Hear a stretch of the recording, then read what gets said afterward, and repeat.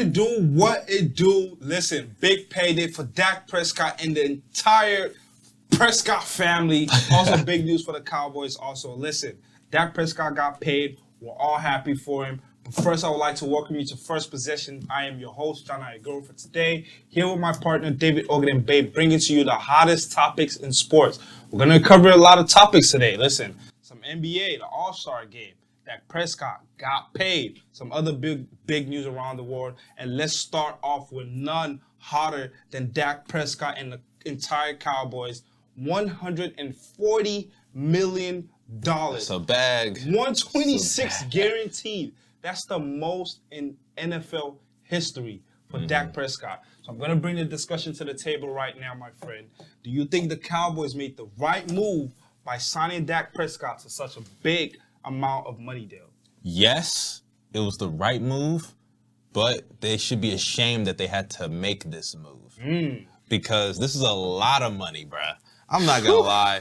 Dak, as good as he is, he's not worth this much money at all. Oh, my gosh. I'm going somewhere. Because I don't think people understand. You got to give so much to your quarterback if they're your franchise guy that if they're not good enough to make up for all the other deficiencies on the team, you're going to be stuck in cap hell. Yep. Because let me give you an example. Kirk Cousins.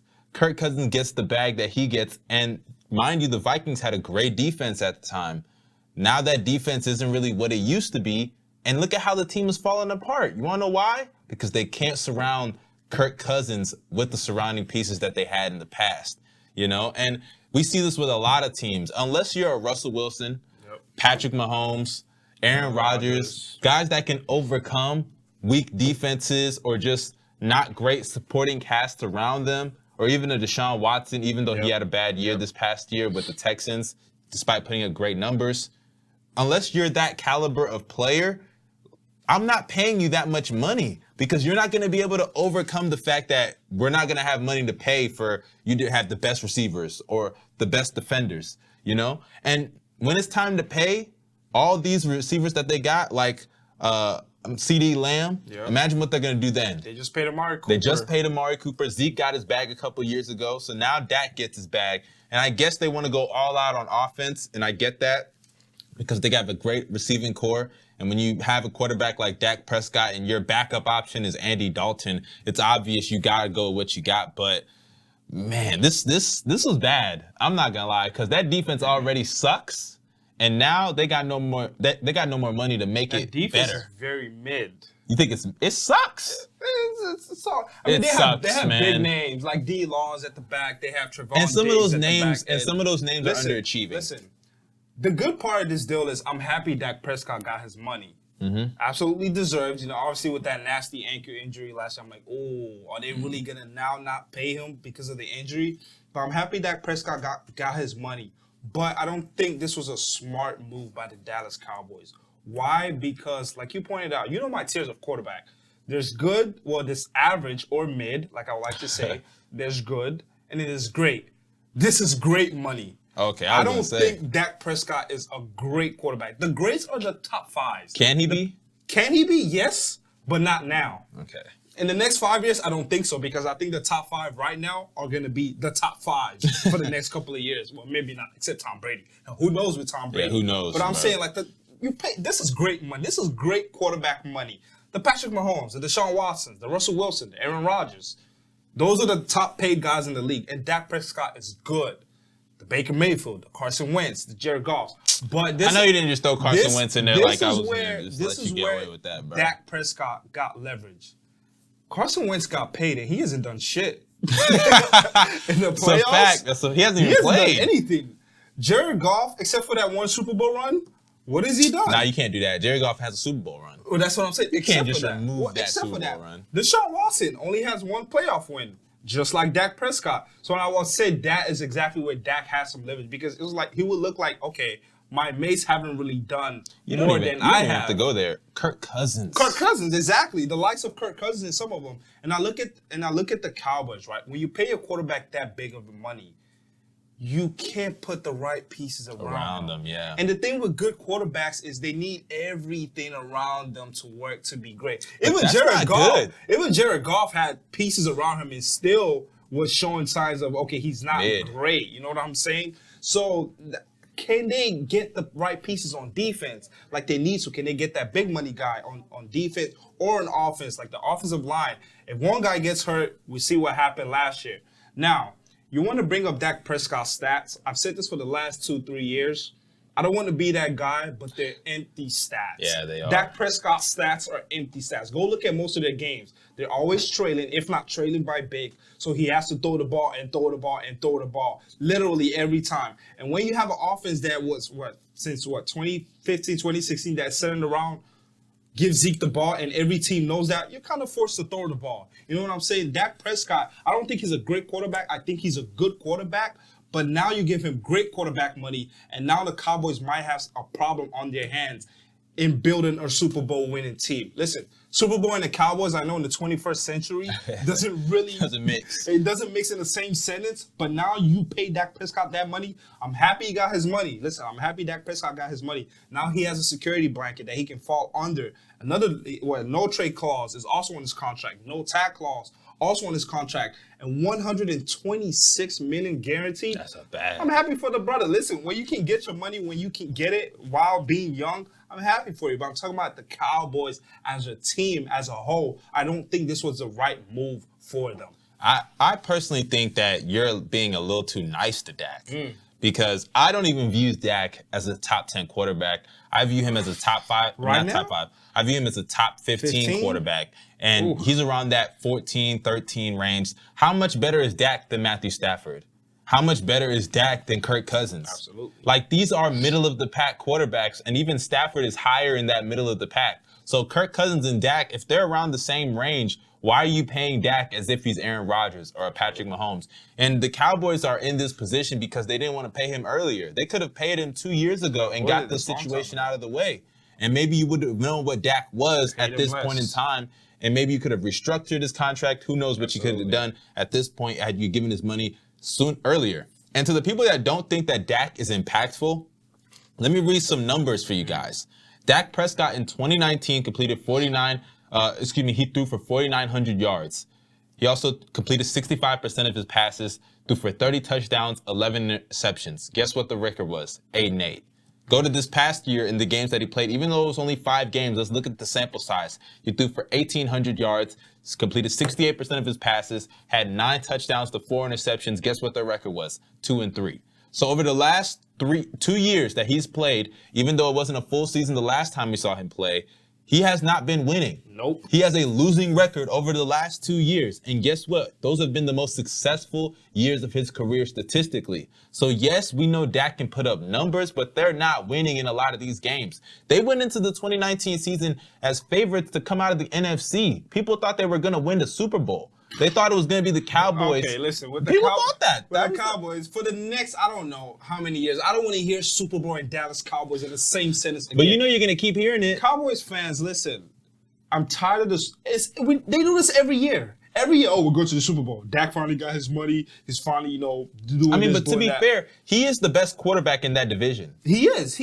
And that's why at least right now, as of year, now, they underachieve. Underachieve with the expectations we place on them. How good do you think they would have been last year? If they didn't? I thought they would have been 9-7, 10-6 maybe.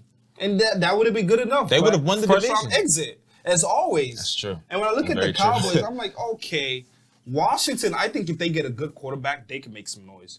We don't know what's going on with the Eagles. We're going to be covering them later on. Mm-hmm. We don't know what's going on with them. We've seen improvements from the Giants. They might be a better team right now. So with the Dallas Cowboys, I don't see how they can be one of the top teams in the NFC. Because when you look at the names on paper, you look at the team, D-Law, Dak Prescott, Zeke Elliott, Mari Cooper, CeeDee Lamb, and who knows? Michael Gallup, and Trevon Diggs in the secondary. And now they've got the number 10 pick in the NFL draft. You look at them on paper, and we do this every year. You look at them on paper, and you're like, okay, the Dallas Cowboys should win 9 to 10 games comfortably and should be able to compete in the first round and maybe advance in the playoffs. And every year, they 9-7, 8-8, 7-9, and still somehow make the playoffs in the NFC least. You know what I'm saying? And they somehow, some way find a way to underachieve because they're the Dallas Cowboys, and that is exactly what they do. I mean, before we move on to the next segment, I'll say this. If the Cowboys struggle to make the playoffs this year, forget if they make it or not. If they just struggle to make the playoffs this year, that's a big deal. Listen, and the reason that's a big deal is because a guy like Dak should not be struggling to make the playoffs. You should not when you got the money that you've got, the team that you got, the weapons that you got. Because imagine a guy like Aaron Rodgers, Patrick Mahomes, Deshaun Watson having the weapons that he has at his disposal and struggling to make the playoffs in that terrible division where one of the teams don't even have a name. Yep. So as far as I'm concerned, Dak, this is his year to show that he's worth every single penny. Listen, $140 million, 126 guaranteed. You should not be struggling to beat Daniel Jones and Jalen Hurts and whoever the hell the football team signs. But anyway, Dak Prescott, we're happy he got his money. The Dallas Cowboys, let's hope next season is different than every other Cowboys season for the last decade or so. Let's just hope. I don't want to hope. I know Cowboys fans are out there holding on to some hope. I'm not, because the Cowboys stink and I don't really care. I mean, I'm a Texas fan, so, you know, on that side, we're trash too. So, anywho, moving on. Another big news over the weekend. Blake Griffin got bought out by the Detroit Pistons and now has agreed to sign with the Brooklyn Nets. Good move or bad move? I'll start here. Listen, the Brooklyn Nets, before James Harden got there, they had their two best players. Kevin Durant coming up for Achilles injury and Kyrie Irving, who's injury prone. Now, you go get James Harden, right? Okay, granted, that team is built for the playoffs. But now we've seen as the season progressed, Kevin Durant will tend to miss a couple of weeks because that Achilles injury, it doesn't have to re-injure itself, but once you get a little sting, you got to take some time off. Yeah. And you know the East, the top teams up there, they're pretty competitive. So you can't afford to lose 2-3 games with Kyrie Irving being the lone star and having the other pieces they have. And now you get James Harden. Okay, now you built a security blanket. Let's say KD or Kyrie goes out with some injury, as we've seen from them in the past, because Kyrie can miss playoff time due to injuries, and KD is coming off an Achilles injury. Who knows how that's going to fare throughout the season? So you get James Harden, a security blanket. Now, one of the Nets' weakness, as we've seen over the course of the season, is they're not long. They're not big on the front court. They have DeAndre Jordan, but he's not really the greatest of defenders laterally. Yes, he can block shots, but he can't really move with the stretch fours and he can't really go. And he's old. You know what I'm saying? They let Jared Allen go. Obviously, that was a big loss, big mistake. But now they get Blake Griffin. That's just another body you can throw at the likes of Embiid. Not saying he's going to stop Embiid, but I'm saying that's another. Just throw Blake Griffin in there. Let him give you 4 to 5 fouls. You know what I'm saying? just throw him in there. Let him give you 4 to 5 fouls. He can, stretch the floor. Also, we've seen a much more improved Blake Griffin from the 3-point line. We've seen that. And now they get Blake Griffin to pair up with DeAndre Jordan in the front court. And now you can really play that depth lineup with KD, Kyrie, James Harden, Joe Harris. And if you don't want to play DeAndre Jordan, you can put Blake Griffin in the 5. And I think good move by the Nets because now that's another front court player that you can throw at the likes of Embiid and Giannis and AD if you meet them in the finals. And I think good move for the Nets because he signed for $1.2 million, the veterans minimum. He didn't have to pay him anything. He already got bought out by the Detroit Pistons. He already got his bag. Now he's getting older. Obviously, I won't say he needs to start to compete for a championship because that way he's not in his prime anymore. Those days but Blake Griffin, the last 20 games with the Pistons, he looked like he should be in a retirement home. He was not moving. He was nothing. Blake Griffin hasn't dunked in 2 years. He's 6'10". He hasn't dunked in 2 years. Yeah. That's lack of interest. Listen, playing in Detroit, right? It's not the greatest of markets. It's a small market. It can get cold out there. But now you go to Brooklyn, all right? You've got Cade, you've got Kyrie, you've got the Garden, you've got everything around New York. Brings more life to you. Now you feel like you got some more to prove. So I think good move by the Nets. Low risk, high reward. What did they have to risk? Nothing. Just signing for a veteran's minimum. You didn't have to pay him anything. And what the reward he can give you is quality minutes in the playoffs against the likes of the Embiids, the Giannis, at the stretch 4, at the stretch 5. And, I think good move by the Nets. Blake Griffin, man. If this was 2014, I would be jumping out of my seat. I'd be like, man, the Nets got a super team. Yep. They already do have a super team. Yeah. But, man... but I gotta tell you, man, this is giving me 04 Laker vibes. 2004 Laker vibes. But in all seriousness, though, I think if I had to pick between good or a bad move, I would say it's a bad move. But it doesn't mean that it can't be a good move in the future because Blake Griffin, it's not like he's a scrub. I'm not gonna say he's trash. The last couple of games, he has looked like a scrub. Yeah, which is what I'm about to get into right now. Blake Griffin. I don't know if people noticed this, but Johno just said Blake Griffin hasn't dunked in 2 years. 2 years. And Blake Griffin in Detroit this year averaged 12 points, 4 assists, 5 rebounds on some of the worst shooting splits ever. 36% from the field, 31% from 3, and 71% at the free throw line.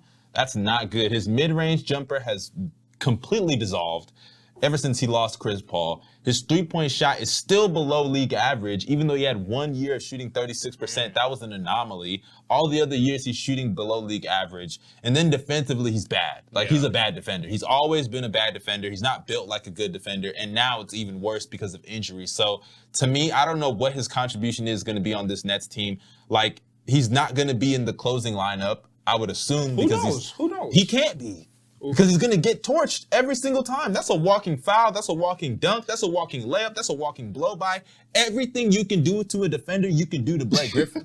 So, to me, I don't think he's going to be in there in the closing moments. Maybe he can give you 15 to 20 minutes of just consistent offense, but look at the numbers I just read. So my thing it's not consistent at all. He doesn't make the Nets relatively better, but he doesn't make them relatively worse. Yes, he does. No, he doesn't. So a guy that isn't going to play defense is... How much better a defender is DeAndre Jordan than Blake? Way better, bro. Well, with shot blocking, but lateral movement, I wouldn't say so. I would not say so. But if that's the case, then why'd you pick him up? Because you don't need him on offense. Just another big body. That's what I'm saying. You need but that body is going to help you get worse.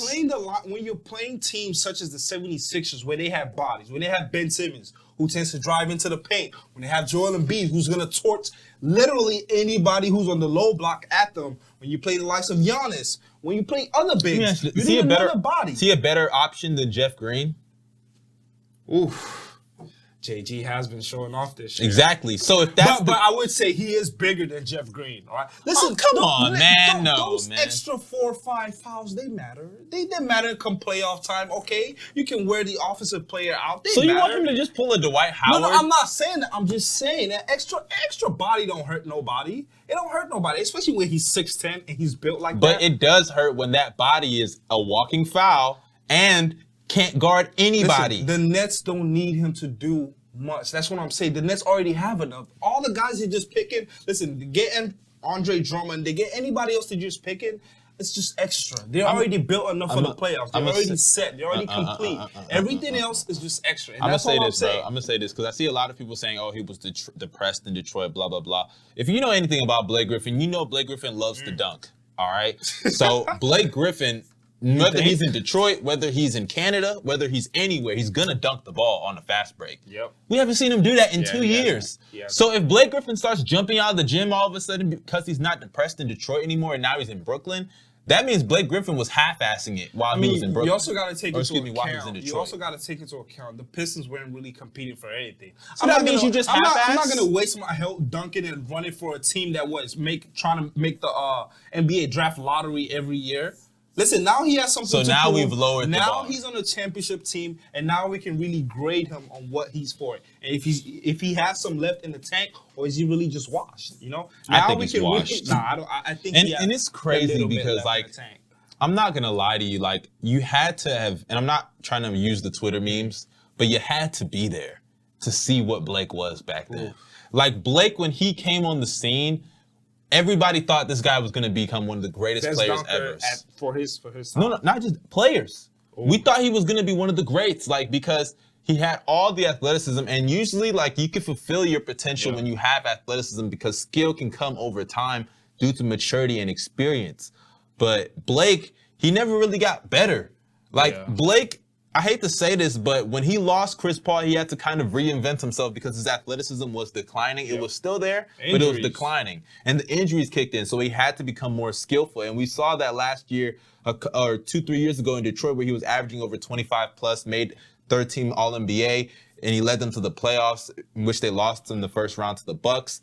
Like, we saw him show moves that he never had before, like his ability to play make. Even though he's always been a solid playmaker, he even took that up a level. Obviously, he shot the three ball better than he has at any other point in his career with Detroit that year.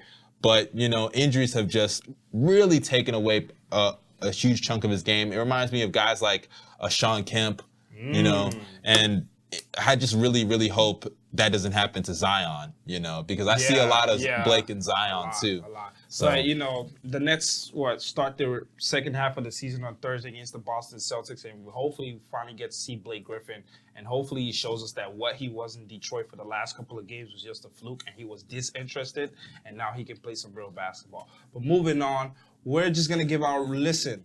That All-Star game, I don't know how I felt about it.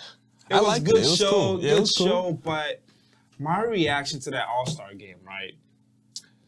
Dunk contest, if we're giving it a rating, I'll give it, a 3 over 10? Listen, Anthony Simons, good dunk. That kiss, that attempted kiss with the rim, that attempted he was close, though. He was close. I thought he could get there. I thought he could get there. Cassius Stanley, Obi Toppin. Listen, we appreciate the guys for even... by the way, Obi Toppin, I think you're going to be a bust. Listen, hey, what off topic? Yeah, no, but go on. My bad, bro. My bad. Listen, we appreciate the guys for even participating in the first place to be in the dunk contest. But obviously, the show of the night was the three-point contest and the actual All-Star game. The three-point contest showed us nothing we didn't already know. Yeah, that Steph Curry is the greatest shooter that has ever breathed in and out in the entire... Listen, that Mike Conley gave him a run for his money. That was something that really surprised us. My sleeper... By the way, I'm happy. Unlike all these other people that are so mad DeMar DeRozan didn't get in, I'm happy that Mike Conley was I'm not mad. I'm wouldn't say I'm mad. I mean, he deserved it. And we're actually going to touch on this later on in the show. I think he deserved it. What's it called? DeMar DeRozan. And by the way, Kenny Smith, you were never close to being an All-Star. That was never going to happen. There were a bunch of guys that obviously deserved it. But, you know, in the entirety of the All-Star game, the only issue I would say I have with the All-Star game is that the MVP was handed to Giannis and not Steph Curry or Damian Lillard. Come on, man. Listen. This is just ridiculous. In the All-Star game, right, no defense is being played. Mm-hmm. So now I think you give the MVP to the guy that put on a show. They gave us entertainment. What entertainment did Giannis give us? Giannis didn't miss a shot. Okay, who cares? He made most 3 of them were threes, dunks and bro. layups. But he made 3 threes. 16 shots, 16 for 16, 3 threes. So, nobody has ever made all their shots on that many attempts. 13 shots were either layups or dunks. It's the All-Star game. What are you doing? Come on, give us a show. First of all, people are not going to be doing mid-range jumpers in the All-Star game. I'm saying, even his dunks, was any of them relatively, fancy? Bruh, he made 3 threes. I don't care. He made a step-back 3, a corner 3. Lillard and Steph Curry were pulling from half court. And they made most of them, then they missed. That's a show. That's what we want to see, not layups and dunks. I mean, nobody cares about that nonsense. But he made 3. Why are you ignoring he made 3 threes? So you don't care he made 3 threes? Really? Well, round of applause. That's a big deal for Giannis, man. Who cares? What? Well, that's ridiculous, man. So if Ben Simmons made 3 threes, we should give it come on. Wait, time out. That's even different. Ben Simmons made 3 threes? Listen. No, time out. You're not gonna walk past that. If Ben Simmons made 3, forget the All-Star game. Nobody cares. Nobody cares. Listen, if Steph made 10 for 10 from when he was shooting right at the line, would we care? Nobody would care. A free throw is different than an actual. I'm not free throw. I'm talking about from the 3-point line. If he was we'd go crazy for that. If he was standing on the 3-point line and made 10 threes, we wouldn't care. We're like, okay, that's Steph. He was pulling from half court. Him and Dame. Listen. That's Steph and Dame. I think Dame took a shot before he crossed half court. That's the show we want to see at the All-Star game. We want to see all of those. Not by that logic, then I guess we should disqualify every single front court player from being All-Star game MVP, right? Shaq could never be an All-Star game MVP. 52. That's a show. Didn't Shaq win All-Star MVP? What year was that? That was the year in Phoenix with Kobe. Yeah. When they were co-MVPs. Oh, that's Shaq. Shaq put on a show. Brother. What show did Giannis put on? None. Come on, bro. It's okay. I get you don't like Giannis, but you gotta chill out, bro. You gotta chill out. All-Star game was great in general. Listen, the 3-point contest, the dunk contest, and the All-Star game itself was amazing. I mean, just a break for the NBA players in general. This season's a very weird season, but now we're going into the second half of the season. NBA playoff time is coming. Crucial games are more in hand now, but we thank the NBA for putting that together. Adam Silver did a great job. No players were tested positive except for Joel and Ben Simmons that missed, obviously, the All-Star game. They didn't test positive. They didn't test positive. Their barber test positive, but, none of the players they gotta get chops, positive. man. Now we can move into the second half of the season. But that's it for right now. We'll be going to commercial break. When we come back, we'll be talking about Nick Vucevic. His name is on the trade block. Jalen Rose had some comments from media members. Los Angeles Lakers also looking to make a move here and there. We'll be diving into all of that when we come back. Stay with us. We'll be right back after the commercial break.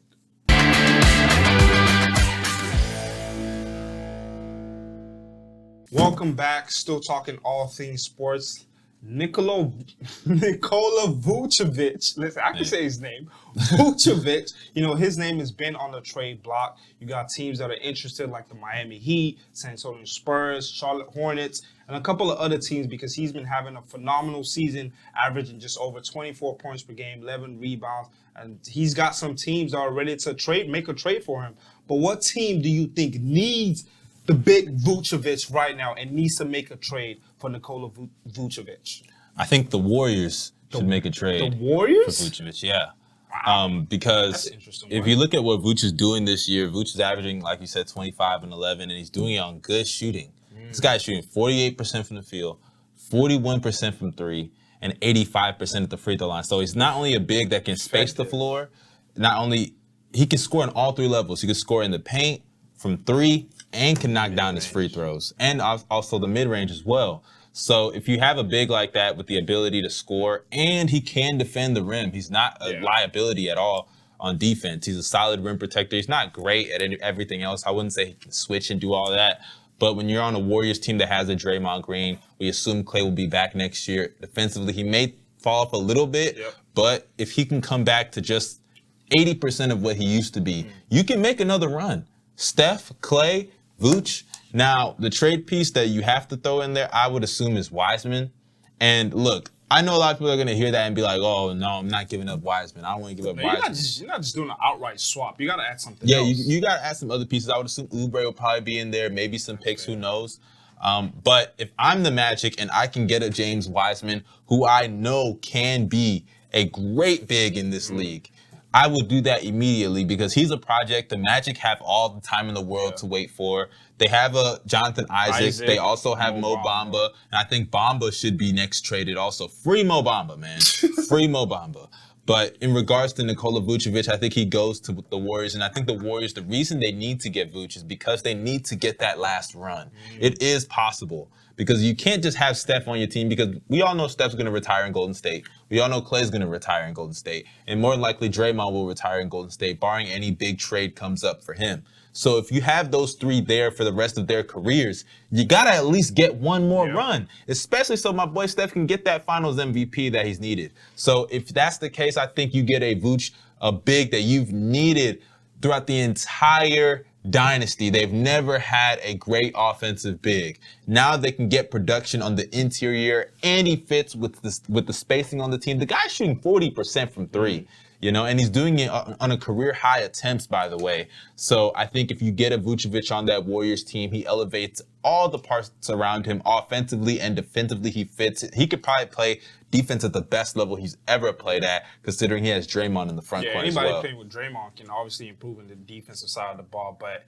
listen, when you trade a guy like Wiseman, right? My thing with trading Wiseman is you don't know how good he can be. I know. Wiseman, yes, I know he hasn't had the greatest of seasons, but when you look at the potential, when you look at the upside, when you look at the skill set, That kid can be special. Yeah, he can. Wiseman can be very special, but obviously the Warriors, they need to win now. They are built to win now. Like Steph Curry's not getting any younger. Klay Thompson, obviously coming from an injury, he's not getting any younger. So the Warriors' time is now, and they can't be waiting for James Wiseman to develop and grow as a player. So I get that. But the team I think should make a move for Vucevic is the Boston Celtics. Listen, I love Daniel Theis. I love Robert Williams. I love Tristan Thompson and all those guys.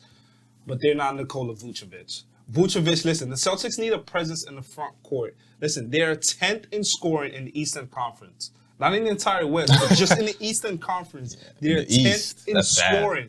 Listen, you can't just depend on Jason Tatum and Jalen Brown to give you all the scoring. I got Kemba. Y'all know how I feel. Don't get me started with Kemba Walker. Y'all know how I feel about Kemba Walker. I think he needs to be traded. He's had a great couple of last 5 games, and I still stand by that. He still needs to be traded. Listen, when you have Jalen Brown and Jason Tatum on the wings, you need somebody in the post, a presence in the post. Somebody that when shots are not falling, you need somebody you can throw to it in the post. Listen, he has a face-up game, but he also has a post-up game that he can fall back to when shots aren't falling. And I think, listen, average 25, averages 11. He's a very efficient player. When you look at all 3 levels, free throws, shooting, he's very efficient, and he's not a liability on defense. The Celtics have a couple of bigs, but those bigs aren't they? Okay, they have inconsistencies here and there. They probably better put in Tristan at the 4 anyway. Exactly. And Daniel Theis, I love him and all, but he's not Vucevic. Vucevic is an experienced big man, and the Magic, why wouldn't you do it? You have enough bigs anyways. Like you mentioned, Bamba, he's there. He's probably going to be traded soon if the right team comes with the right offer. You have Jonathan Isaac, and why not get some young guys from the Celtics back? If I had to give up a Robert Williams, a Daniel Theis, and a Kemba Walker to get Vucevic, I'll do that. You know what I'm saying? I feel like there's more packages, though, for the Magic, because I feel like the Magic would say no to that. Because there's a little bit more you could get for Vooch now. Vooch is still a top 10 center in this league. I mean, except the Heat throw Tyler Hero and Duncan Robinson at you. You gotta take that. If the Heat throw Tyler, there's no way the Heat are going to give up Tyler Hero. If they're not going to give up Tyler Hero for James Harden, exactly, they're not going to give up for Vooch. But I like Vooch. I think Vooch has a lot to contribite to a winning team. Very skilled center, very skilled big, and I think Orlando Magic. Listen, they're doing all right this year. What are they like? 13th. I mean, last year they made the playoffs, but this year they haven't lived up to par. And I think it's time they move off of him, and just move forward, move off of him. But now listen, the Magic. We talk about small markets. Jalen Rose had some comments from media members that are begging for star athletes to leave their small markets. You have people calling for Bradley Beal to leave Washington. You have people calling for Damian Lillard to move away from Portland. And Jalen Rose said we all need to pump the brakes on telling superstars what to do, telling them to leave their small markets. And I'm just going to say this. He's not wrong, but what he's failing to realize is Bradley Beal, I think if he was in a bigger market, a competitive team the last couple of years, he would get more credit than he does now. I'll throw a name at you, right? Mike Conley. When you look at the numbers of Mike Conley, he has been one of the best point guards in the entire NBA. Well, obviously for the last 2 years. But in recent years with Memphis, he was one of the best point guards in the NBA. Look, they were competing with the Spurs and OKC in the playoffs. But he was with Memphis. And he never made an all-star game. Yes. He never made an all-star game till this season. Listen, we robbed Bradley Beal last year. Because he was in Washington. Granted, they did stink, but he was in Washington. And listen, with the small market guys, if Damian Lillard was playing with the Lakers or the Knicks, well, he'll probably have $300 million by now. But he's with Portland, and he's still getting the commercials and stuff. Don't get. Well, I see him on Hulu every day. Granted, but they don't get the exposure. They don't get the national television games. Who the hell wants to watch the Orlando Magic or the Portland Trailblazers when the Lakers are playing or the Knicks are playing? Granted, the Knicks do stink. But we watch them when they come on TV. Good this year. This year, I'm saying in the past years they did stink. But when the Knicks come on TV, you watch them. Yeah. And that's what I'm saying. The small market guys, listen, we compliment them, not compliment, but commend them for staying with the small market, like Giannis staying with the Bucks.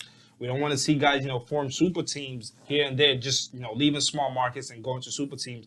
But I'm saying when it comes down to it in a couple of years, we don't give the guys the credit that they deserve.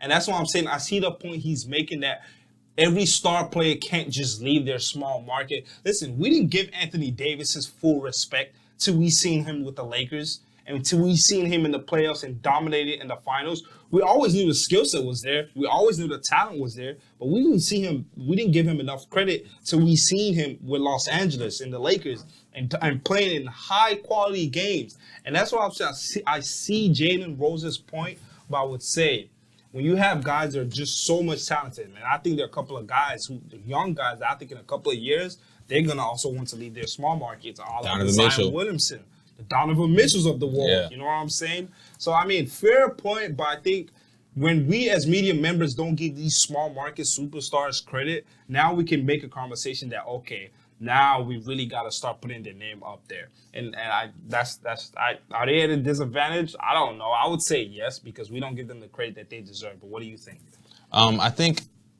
I don't think they really are at that much of a disadvantage. I think the disadvantage comes in free agency when a lot of people want to sign to certain teams. I agree with that. But if you look at a lot of these small market teams, they just suck. Like, I'm not trying to be mean. Because no free agent wants to join. Exactly. And it's not even just that. Like, we've seen teams build themselves into becoming a dynasty, like the Warriors. The Warriors were disgusting. And sure, you could say they're in a big market in California. But regardless, the Warriors were nothing, and they built their way up, drafting Steph, Clay, Draymond.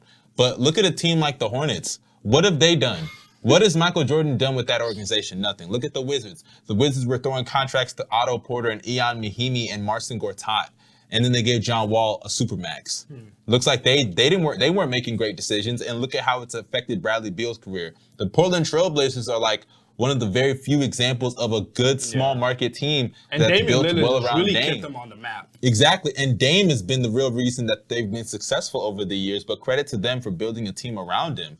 So when you look at a lot of these small market teams, they put themselves at disadvantages because they want to compete with these big market teams by making stupid decisions. Like I remember when the salary cap went up and all these teams made stupid decisions with contracts. Timofey Mozgov getting the money that he got, Luol Deng getting the money that he got, Otto Porter getting the money that he got. Like, a lot of small market teams put themselves at disadvantage by crippling themselves with bad decisions. I remember when the Trailblazers gave Evan Turner the contract they gave him, and Alan Crabb the contract that they gave him. Exactly? I don't think they're in the league anymore. So as far as I'm concerned, Jalen Rose has a point. I get it. You know, we should praise guys like Giannis and Dame for building up certain organizations. But let's be honest with ourselves. Jalen Rose, would you bet your salary that Giannis and Dame are going to win a championship or even get to the finals over the next 5 years? Because I guarantee you wouldn't, especially winning a championship. And if that's the case, that should show you that small market teams, yes, they are at a disadvantage, but there's a reason that they're at a disadvantage because a lot of them put themselves in these situations. And also, don't mean to cut you off there, but I don't think a lot of people probably realize that Jalen Rose did play for a small market. He played for the Pacers. And considering that he did have his better years with them, to him, it probably hits a little bit home. So he probably heard some rumors of the Pacers not being able to get this guy or that guy because they're a small market. So maybe he has some type of connection to small market teams. To leave. Yeah, even Oladipo obviously wanted to leave for a bigger market. So to me, I just feel like it is what it is. The Pacers wouldn't even be relevant if not for Reggie Miller. Let's be honest. You know what I'm saying? Because Reggie was a superstar, and obviously with the three-pointer, like without Reggie, we probably would care less about the Pacers. But now they've got some young stars. I don't think they'll be able to attract high-quality free agents. So you just gotta draft them and take them from the draft. That's where it comes to being a good organization. Like, I don't think people get when these small market teams like Charlotte are struggling, or Washington are struggling, or any other small market team you want to throw in that conversation, or Cleveland, like a lot of those teams are in that position with bad decisions. Exactly. Like, I don't think people get that. For example, I can give you the Sacramento Kings.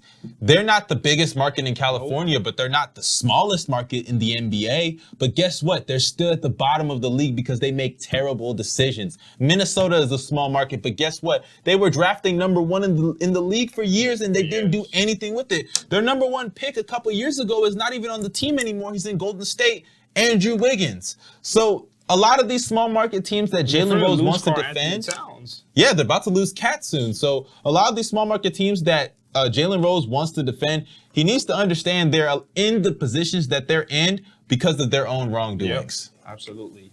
But anywho, moving on to another big name that's around the trade block. I don't know if it's a big name, but Andre Drummond. I mean, big what? Hey, he is kind of a big name. Trade asset right now, I would say. Yeah, You know, Andre Drummond. There are news around the league that he might, when he gets bought out, he will. He might be considering going to the Los Angeles Lakers. Listen, if he goes there, how do you think he can help the Lakers right now?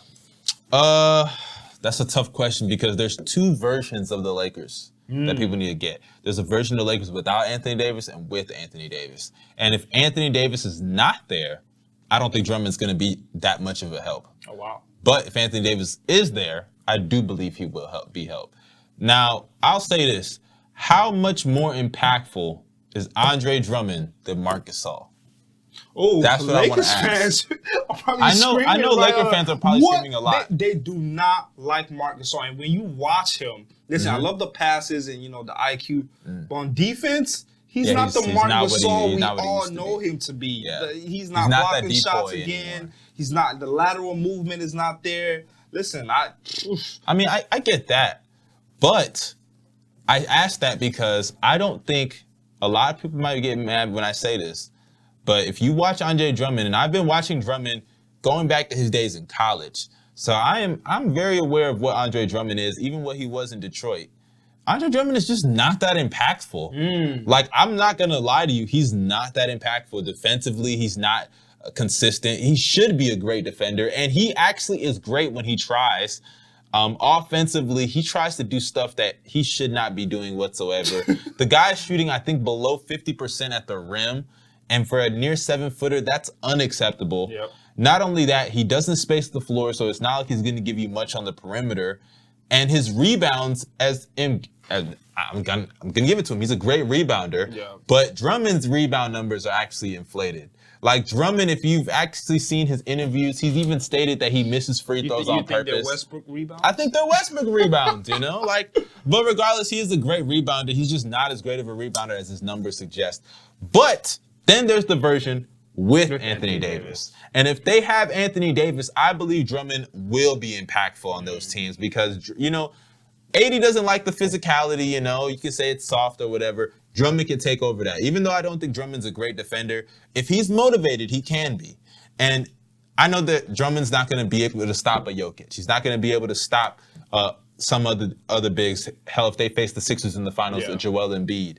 But he's still a presence down low that if he's committed, he can be a great defender. For those who don't know, in the beginning of the year, he actually set out a goal for himself to be the defensive player of the year this season. Obviously, that's dead now.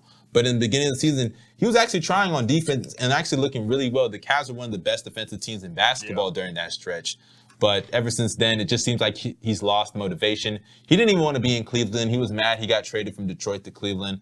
But we all know Drummond is an overpaid player that really isn't impactful. So if you don't have Anthony Davis there, I don't think he's going to be that much of a help. But if AD's there, I think he can be a lob threat and be impactful on the boards and on the defensive end, way more than Marc Gasol has been. Yeah, actually, Marc Gasol has been terrible. Not gonna lie, he's been bad. He's been very bad. I know, he's not the guy the Lakers thought they were getting, but so far he's been bad. Listen, Andre Drummond, I think he'll be a good sign-in for the Lakers. Why? Because you don't know how healthy Anthony Davis is gonna be when he comes back. Because obviously, I don't think the injury is an Achilles injury, but it's somewhere around that area on his foot.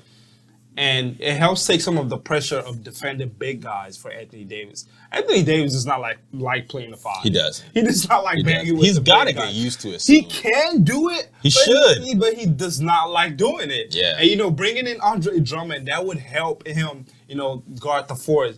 But one reason why I think he's not going to be as impactful as many people think is when it comes playoff time, the Lakers are going to be playing a lot of small ball. Because when you play the Clippers, they're going to move Serge Ibaka to the 5.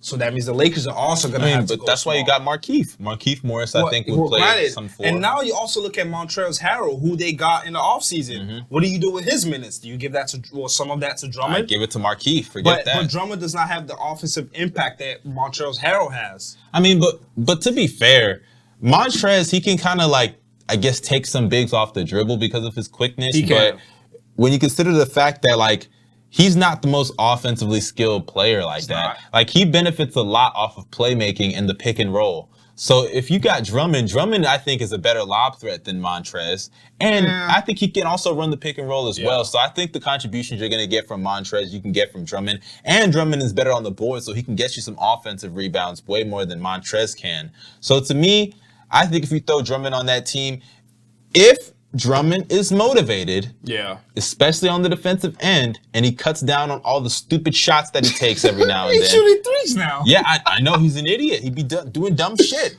If he cuts down on all the stupid offensive mistakes, and because people forget, he was on teams that just allowed him to do that. The Cavs and the Pistons. Who's going to tell him to not do that? You know, but if he's on the Lakers where he cuts down the dumb stuff on offense and actually focuses on defense to be in a legit rim protector and force on that side of the ball, I think he can be an impactful player with the Lakers. He can be. Now, if they don't have AD, scratch it. He's not doing nothing with them. Interesting. Well, let's see if he gets bought out, and let's see if the Lakers sign him before the Brooklyn Nets does, because, you know, the Brooklyn Nets are stealing everybody nowadays. But when we come back from the commercial break, we'll be talking about the Eagles deciding to go with Jalen Hurts as their quarterback. Are they serious or are they just talking? Another segment that we're introducing, start, bench, cut. You do not want to miss that. Some of your favorite plays, we're going to be playing the game, and some of you might already know start, bench, cut, so you do not want to miss that. And the last segment, Show Me Love, that is coming right after the commercial break. Don't go anywhere. Stay with us.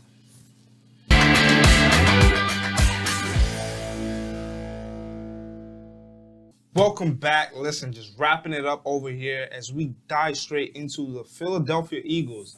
They let Carson Wentz go to the Colts, and now they're planning on making Jalen Hurts their starting quarterback. Jeffrey Lowry has said, Jalen Hurts is our quarterback, and we're going to build around him.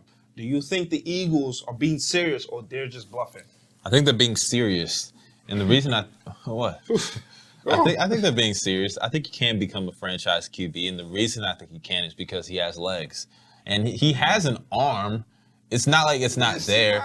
He's just not accurate. Yeah, it's not accurate. You know? Like we saw even in that first game that he came in for Carson Wentz against the Packers, he threw that deep ball down the field. So he can go deep, and he has an arm to extend plays and he has the legs to extend plays. So I think that when you have that package, you just got to get him a number one, and you got to do it quick because you don't want him to develop like a Lamar Jackson or like a Cam Newton. You know, guys that had the athleticism to be starting quarterbacks, but they didn't really have the arm talent to back it up.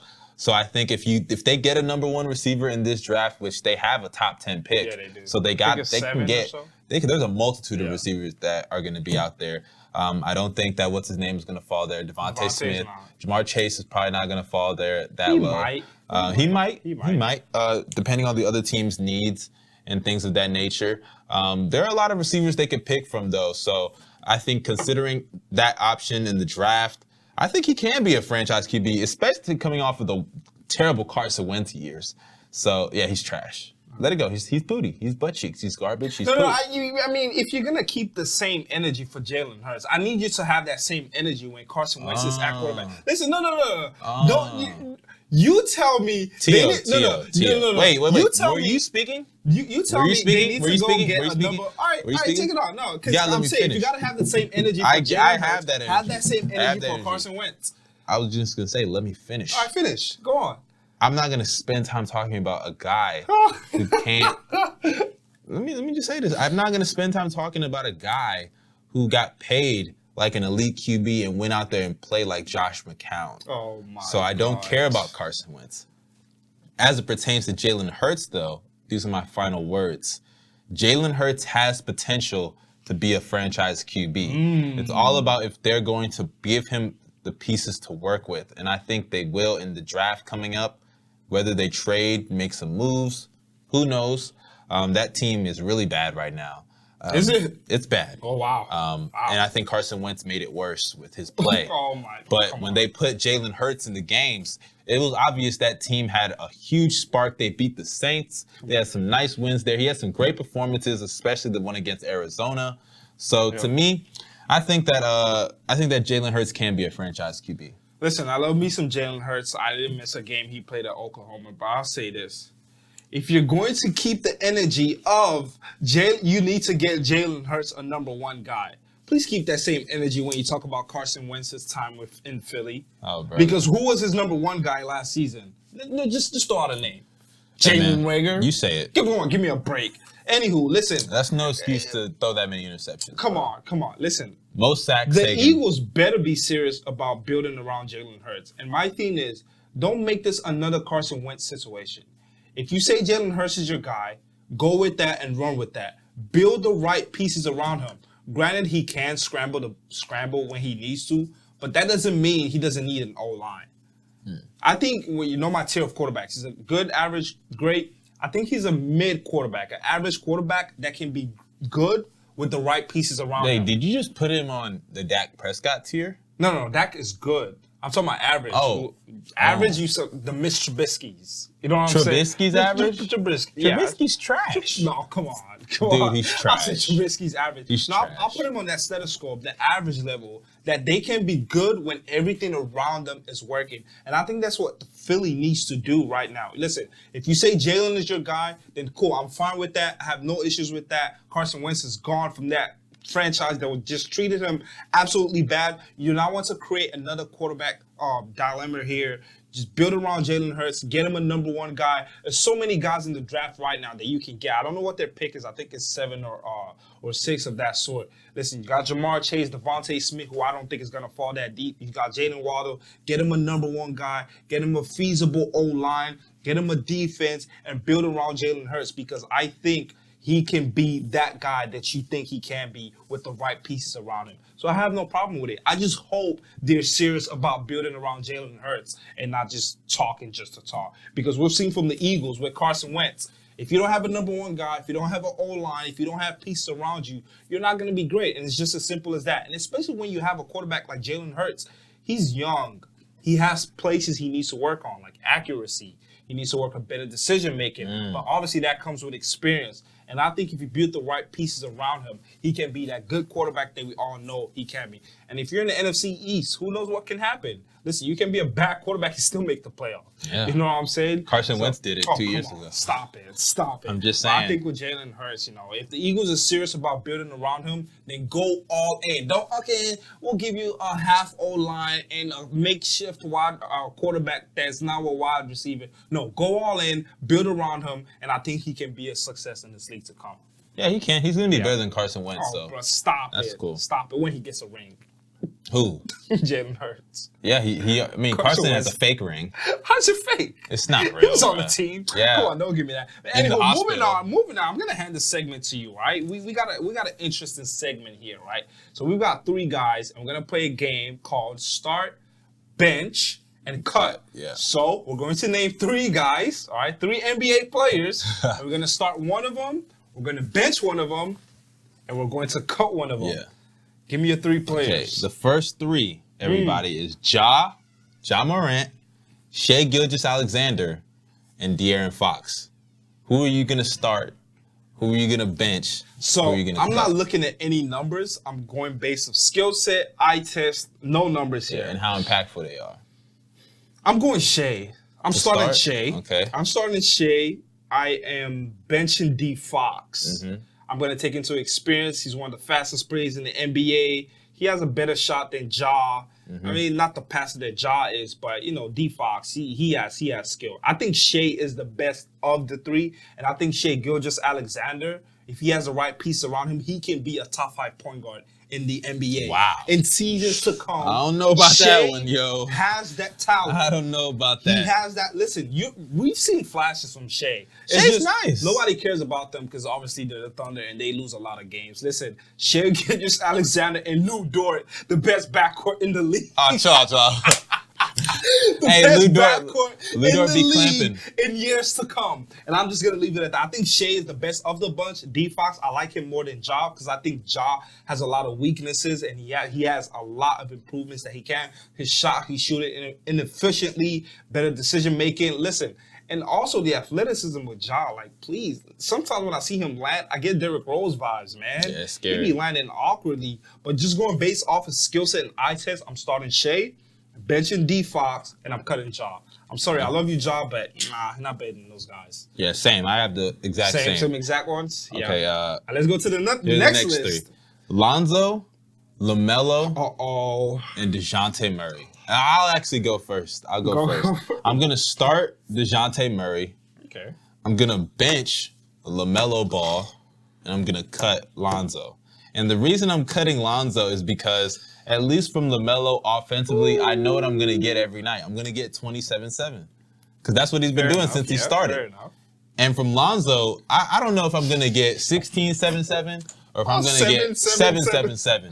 Like, he's so inconsistent, and I know he's been on a hot tear over the last couple of weeks, but I'm sorry, I got to see more from that. And then in the case of DeJounte starting, I think that should be self-explanatory. He's a solid playmaker. He may not have the vision that Lonzo and LaMelo have, or even the shot that LaMelo has, but DeJounte is way more impactful on the defensive end than both of those two, and he's going to give you way more consistent offense than Lonzo. Yeah. So to me, that's why I have him starting. I mean, well, talking about DeJounte, right? Are we considering Ben Simmons a point guard or not? If we take out Ben Simmons as a point guard, I think DeJounte Murray is probably the best defensive point guard in the entire NBA. Listen, I watched him against the Nets. He's a pest on defense. He's very active. He's long. On the offensive end, he has areas he needs to work on, but he makes right decisions. He shoots the ball when he needs to. You know, obviously with Greg Popovich in his ears. I think DeJounte is the best one here. He's having a breakout year this year. Yeah, he is. He actually is. The Spurs are making playoffs. some noise, and they're in the playoffs. I mean, granted, nobody talks about them, but they're taking care of business, and they're doing what they have to do.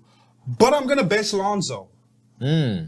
I am going to bench Lonzo Ball because when I compare Lonzo and LaMelo, right, there's no arguing that LaMelo probably has a brighter future. Right? Oh, that's not even a debate. I don't think there's a debate. But when I'm looking at it now, right, if I'm looking at my point guards, I need offense. I can get that from Lonzo. You can? A much better improved shot. But he can't finish with both hands. Great court vision. Great passer. Can shoot the three now. Improved free throw shooter. Can he get to the paint? When he needs to. No, he can't. When he needs to. Come on, he's playing with Zion. He doesn't need to get in the paint. He's afraid of getting to the paint, bro. And now I look at defense. Who's a better defender? It's not even close. Yeah, Lonzo is miles better. So when I look at LaMelo Lonzo, has the size to be a good when I look defender. at Lonzo, I have offense and defense. When I look at LaMelo, I have offense. I mean, can the offense really outweigh the defense? I don't think so. You're tweeting. He's not giving me 30 a night. He's giving you more than Lonzo. It'll be different if it was a Bradley Beal type. Okay, when I know I'm getting 30 a night, I don't really got to worry about him playing defense. But when I look at Lonzo, I can get 16 a night with great defense. When I look at LaMelo, I can get 18 to 20 with bare to none defense. So I'm gonna bench Lonzo and I'm gonna cut LaMelo. Maybe in like 5 years, I'll probably look stupid for this take. But right now, I'm starting DeJounte, benching Lonzo, and I'm cutting LaMelo. Okay, well, let's move on to the next final one. Oh, Paul George, Devin Booker, Donovan Mitchell. Who you gonna start? Who you gonna bench? Who you gonna cut? Tough one. You want me to go first? I think the easy one is Paul George to start. Obviously, PG, two-way player, MVP candidate. Can't take nothing away from Paul George. I think most times, the disrespect is way overboard. But obviously, it's Paul George. I mean, come on. I mean, if it's the playoffs, I'm cutting. What has D Book done in the playoffs? More than Paul George. D Mitch. More than Paul George. But who am I gonna bench between D Mitch and Donovan Mitchell? I'm gonna bench D Book. You're gonna bench D Book. I'm gonna bench. So you're gonna cut Donovan Mitchell. I'm gonna cut Donovan Mitchell. The guy who's on the team with the best record in the NBA. Listen, when I look at the skill set, when the eye test tells me, listen, D Book, I just think he's been on a bad team. Listen, the Suns, the 8th seed. They're the 2nd seed, right up under the Jazz. Are you forgetting that they added Chris Paul, though? No, I'm saying what? D. Mitch has Rudy Gobert. Even though you don't mind taking Rudy Gobert. But the level of impact is too different. But I'm saying, listen, I'll take D Book based on just skill set alone. I think he's a better shooter, better ball handler, better offensive player. Granted, I'm not saying D. Mitch is a scrub on offense. He can get his too. But I'm saying, listen, when you score 70 in a game, you get some credentials. Oh, brother, here we go. So I'm going to start PG, playoff P, not way off or pandemic, playoff P. I'm going to bench D Book and I'm cutting D Mitch. I'm going to start Paul George. Okay, that's easy. If it's the playoffs, I'm going to start D Mitch. But since I'm in general, I'm going to start Paul George. I'm going to bench Donovan Mitchell, and I'm going to cut Devin Booker. And the reason is because Donovan Mitchell can give you more on the defensive end, and D Book, I hate to say it, he just doesn't really have the playoff resume that Donovan Mitchell has. So I will give D Mitch the edge. But offensively, they're both really close. I think D Book probably has a bigger bag because he's taller he does. Than Donovan Mitchell. But D Mitch still can go out there and give you a nice 20, 25 points. So but Paul George is a clear favorite, and D Book and D Mitch is kind of like, who do you take on 1-9? Yeah, it's like 1A, 1B. But when we cut guys, we're not saying they're scrubs. Yeah, we're comparing these guys to great players. You know what I'm saying? So, but that's that for that. And moving on to our last and final segment of the day, Show Me Love. Listen, we've been showing love to a lot of pros, NFL players, NBA players, but today I'm going to be showing some love to the college guys. College guys deserve some love too. And the guy I'm going to be showing some love is the projected #1 pick in next year's NBA draft, Cade Cunningham. Listen, if you've been watching college basketball, I've not been partaking in a lot of it, but when this guy's on, I watch. Cade Cunningham. That's who I'm showing some love today. Listen. Hey, what does Stephen A. always say? Box office? Box office. He is box office for sure. Whoever's getting that #1 pick, I would hate to see him go to Minnesota because I just hate Minnesota. Nobody watches them anyway. Yeah, they stink. But yeah, if he goes to a good team, a box office team like, I don't know, the Houston Rockets that we can watch, he's box office, averaging just about 20 points per game, 6 rebounds a game, 6 assists a game, 3.5 rebounds, shooting 45% from the field, 42 from the 3. That's really key. You don't know how much that's going to translate in the NBA game, but you can't take that away from him. Shooting over 85% from the free throw line, 1.5 steals per game, and 0.9 blocks. He's a do-it-all guard. He blocks shots, he plays defense, he scores the ball on the opposite ends, he rebounds, sets his teammates up. Great IQ guy and shoots it very effectively. Listen, Cade Cunningham, the college guy, projected #1 pick. I'm showing him some love today. But that's it for us today. Thank you guys for tuning in. That's a wrap. Once again, this is First Possession. I'm your host, Johno, here with my partner, the one and only Young Mustard, David Ogden Bay. Thank you guys for tuning in. We appreciate you. We'll be back with another episode. For the second half of the NBA season, the baseball also kicks off. We're going to be touching into that when we come back in the next episode. Thank you guys for tuning in. We appreciate you. We are out.